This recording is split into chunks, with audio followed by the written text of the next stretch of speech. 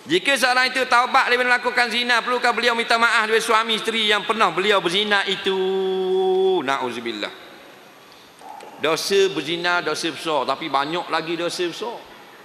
Nah, di antara dosa besar lagi ialah kita membiarkan Islam tidak menjadi pemerintah dalam negara. Itu dosa besar lagi. Faham?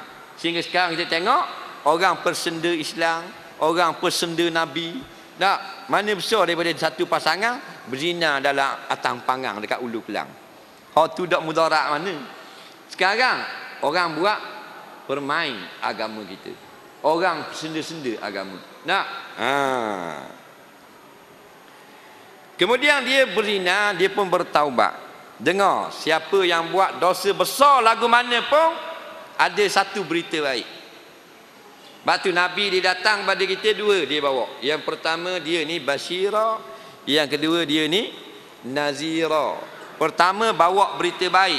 Apa berita baik? Banyak. Di antaranya siapa yang berzina, siapa yang berjudi, siapa yang minum arak, siapa yang banyak dosa, ada berita baik. Apa dia?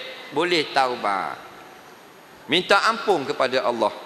At-taibu aniz zambi habibullah. Siapa taubat kepada Allah, Allah sayang dia. Allah terima taubat dia. Nampak?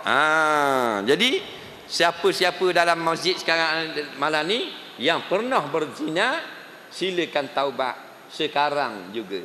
Allah ampun kita. Ada dalam hati menyesal dan takut kepada Allah, Allah ampun. Dan kita harap Allah ampun kita, Allah ampun sungguh. Dah lepas tu kena minta maaf dak kalau kita berzina dengan bini orang. Ni disebut dengan panjang lebar oleh Imam Ghazali. Nampak? Dan beberapa orang ulama lagi.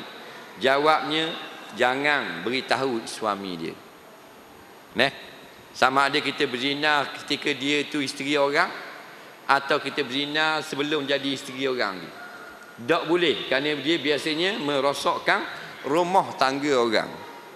Faham? Kita sekarang baik dah, dulu berzina dengan budak puang ni. Sekarang kita telah bertaubat. Tak payah pergi jumpa suami. Sekarang ni kita tengok pasangan zina kita kahwin dengan orang lelaki dah. Dia pergi khabar, Assalamualaikum, Waalaikumsalam. Saya nak khabar isteri awak ni berzina dah dengan saya dulu 8 kali. Molek tak khabar gitu?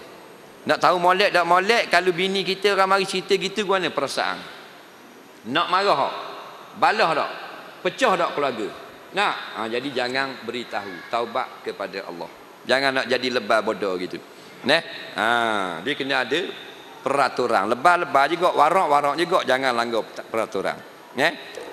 Kita minum arak, terus taubat pada Allah.